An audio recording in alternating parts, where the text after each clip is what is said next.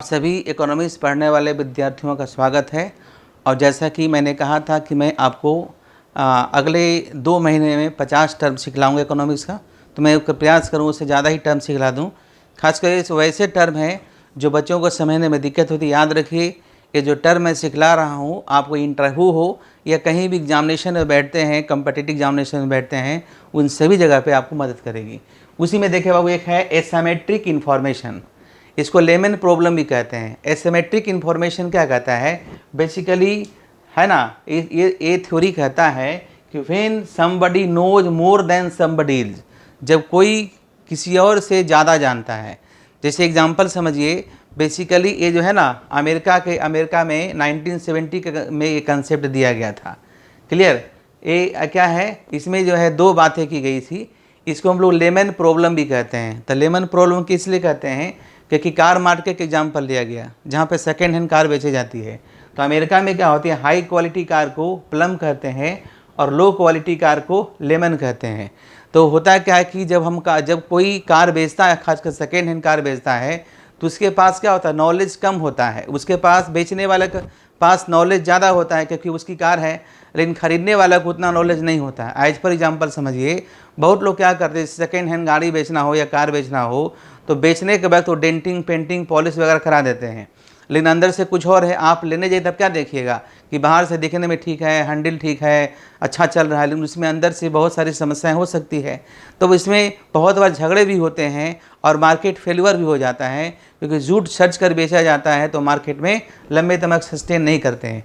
इस थ्योरी को और समझिए, 2-3 लाइन में समझना है। इस थ्योरी को और समझिए, asymmetric information also known information failure. इसमें सही इन्फॉर्मेशन नहीं मिलती है ना, सही इन्फॉर्मेशन नहीं मिलती है।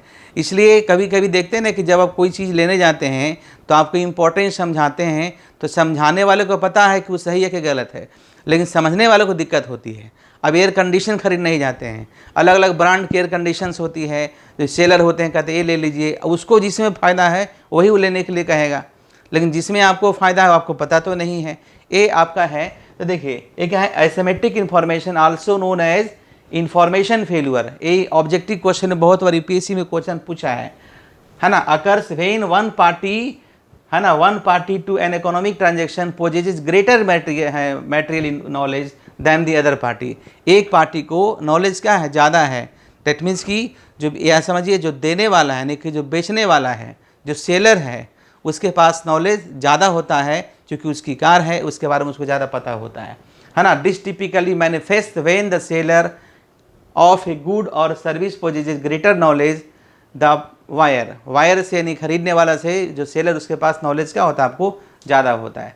अब समझ, थोड़ा सा और बता दूं इसके बारे में 2-3 लाइन, ताकि आपको ऑब्जेक्टिव क्वेश्चन बनाने में मदद। बेसिकली देखिए, 1996 में, हिंदी में समझिए ताकि दोनों भाषी समझ सकें, 1996 में अर्थशास्त्र में नोबेल मेमोरियल पुरस्कार जेम्स ए मिरलिस और विलियम्स विकी को उनके असीमित जानकारी के तहत प्रोत्साहन के आर्थिक सिद्धांत में मौलिक योगदान के लिए प्रदान किया गया था।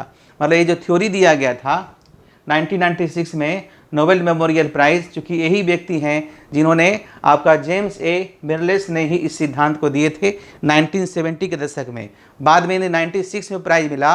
और जो नोबेल कमेटी था, इनकी इंपॉर्टेंस को समझे और दोबारा जो है, देखिए, this led to the Nobel committee to acknowledge the importance of information problem in economics. उन्होंने इस समस्या को समझा और 2001 में फिर से आपको कुछ अर्थशास्त्री को नोबेल प्राइज दिया गया।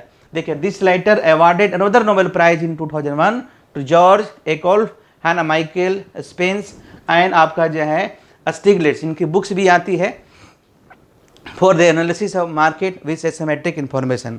और सही बात है, कोई भी व्यक्ति सही से आपको इन्फॉर्मेशन नहीं देता है, फिर जब हम अगले दिन मिलेंगे तो कुछ बातें बताएंगे। इस तरह से जुड़े रहिए और नई चीज़ हमसे सीखते रहिए। Thank you.